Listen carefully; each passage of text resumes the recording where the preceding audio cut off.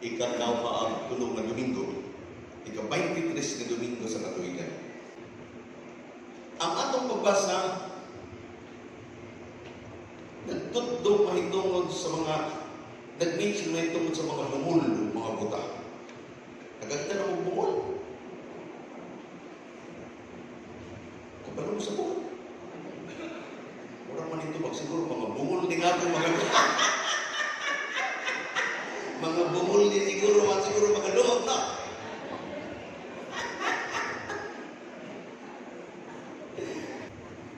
Unsa ang inyong mahuna-unaan kung si Kristo na agaron?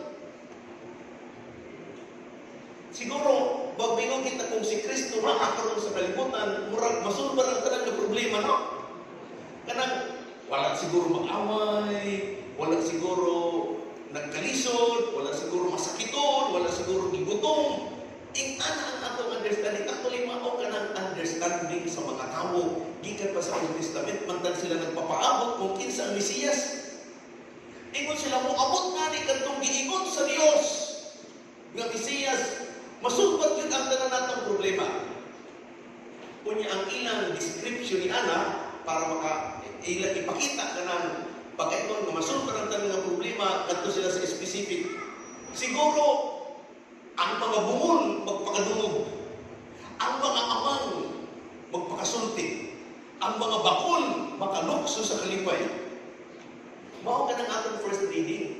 Nag-ingon ang atong first reading, sa mga tao nga nawawan-an og paglaom, ayaw ka mo pagdali. Paghuwat lang ka mo, padayon na mo sa pagtapon sa Dios. Tungod kay ang Dios mismo mong anhi, o nag-ingon ang atong mga pagbasa, pag nakaabot nga ni ang Diyos, ang mga bungol makadungog, ang mga amang makasulti, ang mga bakol magdugsulukso sa kalipay.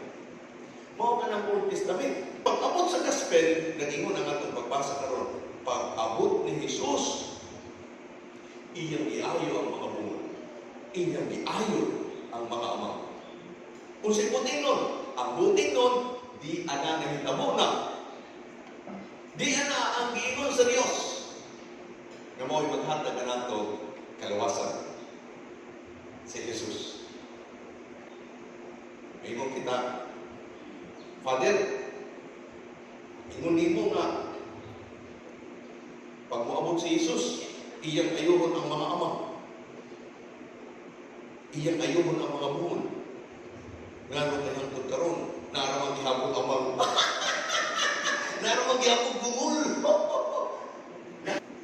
Daghan na klase ang kabungol o daghan na klase ang kaamang. Tanaw na to sa tawhanon, kalibutanon na pagtanaw, unsa ang amang, unsa ang bungol. Imagine mo kung ikaw ang amang.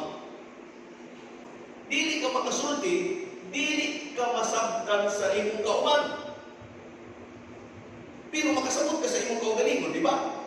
Mao ka ng amang.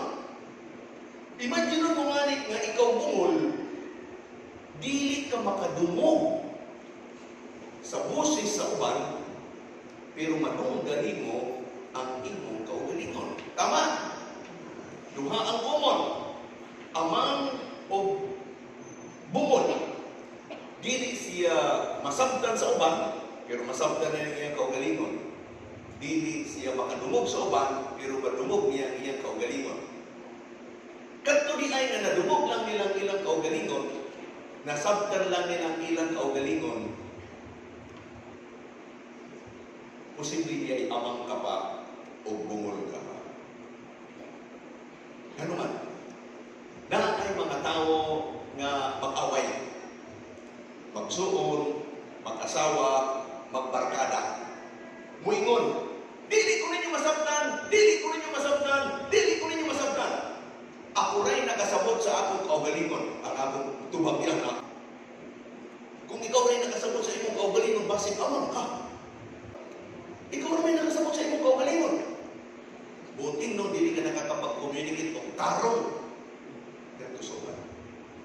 O dili ka ha, naay mo singgit, may masin na, pamati ka mo, pamati ka mo, pamati ka mo, dili ko rin yung masabtan, dili ko rin yung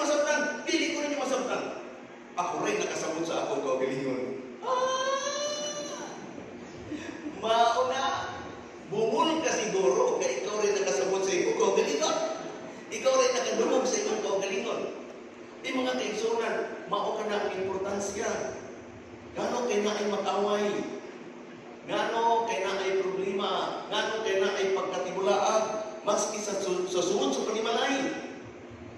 Tungod kay naa kita'y mga baba, pero mga amang kita. Naa kita'y mga dalunggan, pero mga bungol. Ingon sila, ang pagiging bungol, kanang wala kay dalunggan, o sarado ang imong dalunggan, masabtan pa na, makasabot pa na, makadungog pa na. Pero ang dako ng problema kanato, kadtong nagpapakabungol-bungol. Ang amang masabtan pa na sa langin, pero ang didyod masabtan kadtong nagpapakaamang-amang. Gano'n kayo nagpapadayan ng atong problema sa atong mga panimalay? Tungod niya ng sakit. Si lalaki, nagpapakabungol-bungol. Ang babae po, nagpapakaamang-amang. May nagpapadre, ano kayo nagkaimog ka ang babae nagpapakaamang-amang, na ang babae man hinuon ang tabian. Oy, hindi nangangabulungan. Nga, dahil ni gawas na pulong sa inyong baba. Nga, nagsulti ka. Tanawan ninyo ha? Tanawan ninyo. Usahay. Kaya mingon kita nga, usa itong imong giman. Tarunga, tarunga. Tarunga, tarunga imong giingon. Tarunga ang imong gisulti. Tarunga, tarunga. Tarunga. Aron makasabot ko, tarunga ang imong gisulti. Na ay usa nga nanay. O niya, giingaan niyang iyang anak. Anak, mata na, aron mo eskwela ka na. Ingon lang iyang anak, ayaw pa ba ito? Ayaw ko ninyo lagte. Di ko ganahan. Bingo ng nanay, oy, tarunga, tarunga. Tarunga nang di gawa sa imong baba. Ngano kayo nag-ingon tarunga? Tungod kay din gawa sa imong baba dili maayo. Kung sa man ang taro mapunong di ay. Mas kini ay klarado ang atong gisusulti. Kung dili kini maayo ngadto sa pangdungog sa uban, tarunga ang imong gisusulti. Tarunga. Kay dili na kanang tawo nga sulti. Tarunga. Muratag mga ama, kaya dili kita makagsulting tarong na ay usang bata na ay niaging ako sa nga tao nga bungol, giingnaan niya. Mano, ayaw ni haglabang kay agianan sa sakyanan. Nag-ingon ang tao, musa? Bungol man niya. Ingan ang bata, ayaw laging labang ni Hani Basig. Maagian ka sa sakyanan, maligsan ka. Ingon ang tao, wasa? Maligsan ka nga ni habawal mo agi niya. Ingon ang tao, wasa? Ingon ang bata, na kung sa maning tao, bubo maning tao. Nagingon ang nakadungog, uy, katong tao nga wala makadungog na ay diferensya sa dalunggan. Pero katong bata na ay diferensya ang iyang baba. Dili dapat ning gawas sa iyang baba. Kanang dili maayo ang ulo. Kami ng mga kaigsunan, na ay mga kabataan karon ano dili. Na ako'y na kaistorya, imo siya nga, father, kini nga bata, ang kaingon ko, amang. Kaya dili siya musulti. 1 year old, 2 years old, 3 years old, dili siya musulti. Ang kaingon ko, amang. Unya kada adlaw, kung gamit na sa cellphone, sige duwa-duwa sa cellphone, tataw-tataw sa movie sa cellphone. Pagsulti niya, father, in English. Mapirmi sila in English sa bata. Kung sa maya ko punto, maukini pa. May mga teksunan. Tungod kaya nag-ingon ang science. Ang tao ko nung makasulti, depende sa iyang pakadungog. Tama? Kung maayo ang iyang kuan dalunggan, makasulti siya. Pero naingani diferensya ng iyang dalunggan, maglisod po siya pagkasulti. Permanente na siya mag-ubar. Now, kung ang nadudunggan sa bata, ingo ko ang mga bata, very bright ang mga bata. Very bright. Kanang bago mapanganak, ganito sa 1 year old, very bright. Kaya nga no, wow, lingat ko sa Amerika, ang mga kabataan dito magagmay, ligiro mag-in-English. Oo. Lingat ko sa Vietnam, ang mga bata dito, ligiro mag-Vietnamese. Lingat ko sa Italy, ang mga gagmay dito mga bata, kapanong mag-Italyan. Kaya nga naman, kay maumay pirmi ilang madunggan. Nakuha ninyo? Tungod kay maumay pirmi ilang madunggan, mao nga maoy mo gawas sa ilang baba. Mutuo mo niya na? Sa pare? Nagukon sa ilang pirmi madunggan, maoy mo gawas sa ilang baba. Tama? Paminawa ninyo ang mugawas sa baba sa inyong mga anak. Kung ang inyong mga anak, 3 years old, 4 years old, 5 years old, maski pa 15 years old, kamao mamalikas. Nga kung kayo kamao siya mamalikas? Kay pirmi maoy iyang manunggan. Uy mga kaigsunan, this is a serious thing. Nga naman, tungkol sa atong giingon kanina, sayop nga ni, dili nga ni maayo ang nagagawa sa atong baba, kung kita, tarong na, kung sinigawa sa imong baba, or labaw kung nasa atubangan nato si Jesus. Miingon, naunsa man ka. Ang kaingon ko, gipabunyagan ka sa imong ginikanan aron ka maging maayo nga Kristiyano. Ngano kayang ningagawas man sa imong bakba, dili man gikan sa langit, gikan man sa impyerno. Para kita maging tinugod ng mga Kristiyano, ingon pa maayo sa unang panatang mga bayan. Ako'y Pilipino sa isip, sa salita, at sa gawa. Dapat ingana ang mga Kristiyano. Kristiyano ako sa isip, sa salita, at sa gawa. Kadaghanan ka nato, Kristiyano lamang sa isip, pero ang salita dili Kristiyano. Ay na nato pag-isguti ang gawa.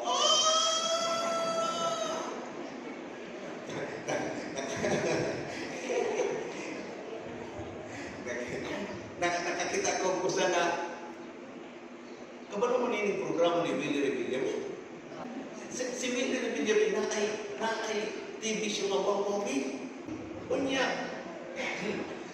usa ka adlaw naa siya dito guest nga bata, gamay pa nga bata. 5 years old nga bata. Uy, bibo nga bata, babae. Biba kayo. Kabalo mo tumang. Way kumaw. Unya, ang bata na ni Willie Revillame, nag-ingon si Willie Revillame, kay cute ra mga bata. Ikaw, ano ang gusto mo paglaki mo? Tingnan ang bata, gusto ko maging nanay. Tingnan ni Revillame, ang taas ng pangarap mo. Pero it's true, mataas ang pangarap na maging isang nanay. Mahirap maging nanay. Suwayo ninyo, yung mga lalaki sige pangatawa, suwayo ninyo magmagdusa. Hindi, nisunod siya. Ingon si Willie Revillame, bakit gusto mong maging nanay? Ingon siya, ano bang ginagawa ng nanay? Ingon siya, nagluluto. Uy, very good. Ano bang ginagawa ng nanay? Naglalaba. Uy, meron yun. Ano bang ginagawa ng nanay? Ingon siya, nagtutungits.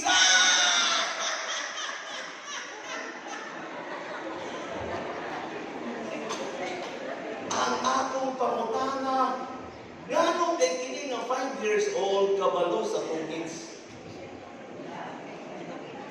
Kamoy ko ba? Tungod kay mao'y pirmi iyang nakikitaan. Mao'y pirmi iyang nagdumog. Mga kaigsunan, kung dili kita magsuntik tarong, kanang Kristiyano mapulong, kanang amang kita sa atubangan sa Dios. Kung dili kita gusto makadumog sa pulong sa Dios, baka bungol kita. Bungol sa atubangan sa Dios. Ingon sila,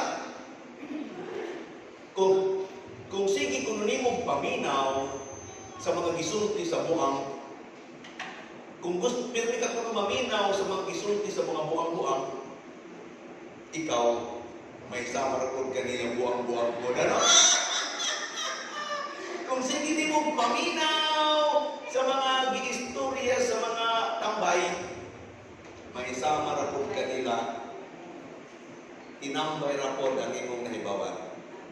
Pero kung sige di mo paminaw sa pulong sa Diyos, maisama po ka sa mga anak sa Diyos. Ingana na ka-importante. Ingana ka-importante ng atong dalunggan. Unsa ang imong pirming nalulungog. Pero ayaw kong sultihin. Ayaw. Kaya ano? Sigurado ako. Kanang mugawas sa imong baba, maunay suklanan kung unsay pirming imong nalulungog. Kung dili mo gawa sa imong baba ang pulong sa Diyos, bukod ikon, kulang ka panahon sa pulong sa Diyos. Unsa ang pirmi mo gawas? Katong mga tao nga negosyante, wala to'y lain nga mugawa sa ilang baba, kung unsa ang ilang pakakuha ganansya gikan sa ilang mga paninda, kay mao may adlaw-adlaw nila nga nadudunggan. Katong mga utangan, wala to'y lain mo gawa sa ilang baba kung dili ang porsyento kay maura may ilang pirming madunggan. Katong mga taga-naglalapas, oy, ang presyo sa isda kung nabulag na bang ilang isda, kay may pirmi ilang nadudunggan. Bantayi ang mugawa sa imong baba. Because nagsusulti na nato kung unsay imong pirmi nadudunggan. Mga kaigsunan, kulang nga ni kita niya na sa atong kaugalingon, diha kita nagsusugod sa problema. Mao nga, ano kay sa atong panimalay na ay gubot, ngano na ay away, ngano kay dili magkasinagkanay. Na magpunta parehas magpunta sila sinultihan, ngano kay dili sila magkasinagkanay. Ako, nainungduman kadto akong experience kadto sa Samar. Dito sa Samar na dito sa mga babayi, akong kababata. Dili lang sa pagkamay na, pero ako lang isulti ang kuwan, ang istorya niya. Sa high school pa wala tumang tinarong o pag-eskwela. Igo-igo ra na nakapasar. Unya, nakagraduate gihapon sa high school. Pagka-graduate niya sa high school, wala siya mag-interest pa college. Sige nilang iyang pangita kapang.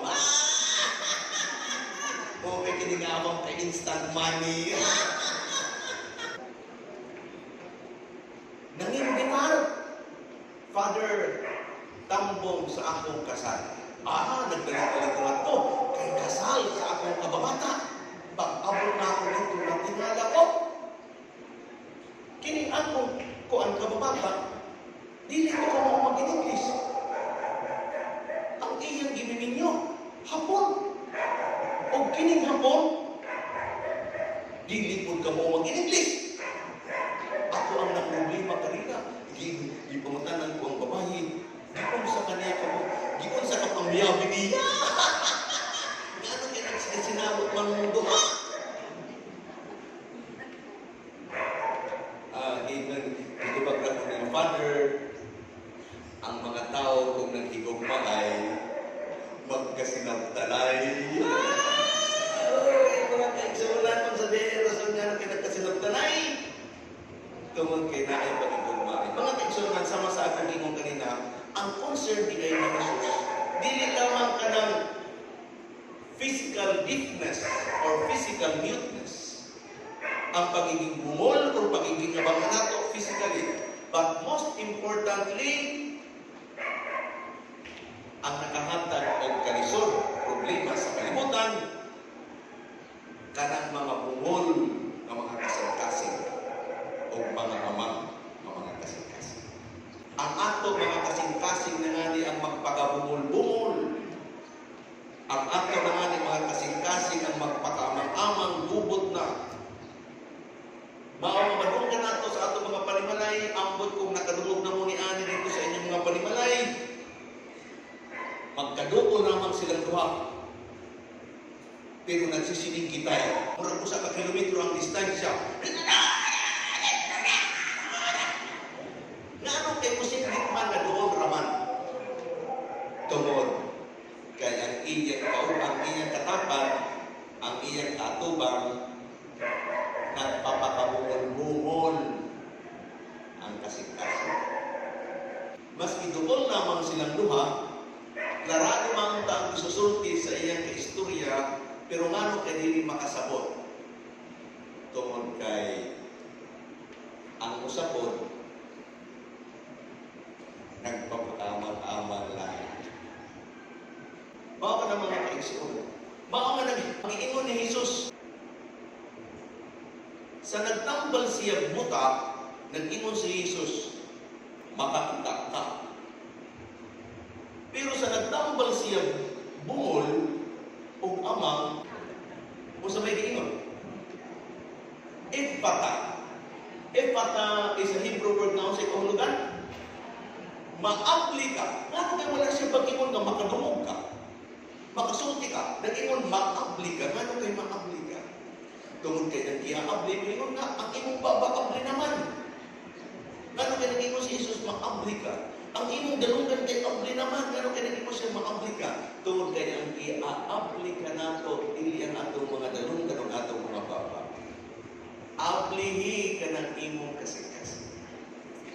Aplihi ang dalunggan o baba sa imong kasing-kasing. Diha magsugod ang ato pagkasinabot. Kung muabot si Jesus sa atong mga kinabuhi, ingon ninyo kanina, ngano kay masulbaran ang atong mga problema. Tungod kay ang atong main problem sa kalibutan, dili kayo na mga tao na ay diferensya physically. Ang main problem nato sa kalibutan, tungod kay ang mga tao ng pagahigahi o ilang kasing-kasing. Masulbaran ang tanan nga problema. Unsa mga problema sultihi ko ninyo? Naglisod mo kuan, naglisod mong relasyon sa imong mga igsuon na ato nga ning ablihan ang ato mga kasing-kasing, masulbaran. Naglisod mo nga dakdako ang inyong balay pero wala ko'y maistaran. Uy, ablihan nga rin nato ato mga kasing-kasing masulbaran na. Naglisod mo nga ang imong silingan daghan ng pagkaon pero wala ko'y makaon. Ablihan nga rin nato ato mga kasing-kasing masulbaran na. Naglisod ta, nagkaproblema ta nga naay nag-awayay, nagpinatyanay. Ablihan nga rin nato ato mga kasing-kasing masulbaran na. Tungod kaya atong main problem sa kalibutan kanang kagahi sa kasing-kasing. Mao nga ang atong word karon kagihatag kanato ni Jesus mingo siya, ma-apply ka. Applihin na. Applihin. Pata. Applihin. Kung makikita nimo, balik ang atong pagiging tinuod ng mga Kristiyano. Pero bantayin mga kaigsunan sama sa akong imo kanina. Ngano ang gawas sa mga baba. Ayaw na nato tanawa nga itong mga anak. Nandito kita sa atong kaugalingon. Unsa ang naggagawas sa atong mga baba. Basig mauray bisulod sa atong mga kasing-kasing tungod kay maura may permi atong manungay. Mauusap na unsay solusyon diha. Kung ato pirming papaminawan ang pulong sa Dios. O ginawang punta, kanang pulong sa Dios mao'y moturok sa ato mga kasing-kasing. Aron kita matanggalan sa atong pagiging ama matanggalan sa atong pagiging buo. Kanya pag-uli nato nga to sa atong mga panimalay, mahigit animo ang imong igsuon kanang ginahanglan. Madunggan nimo ang paghinahanglan sa imong silingan.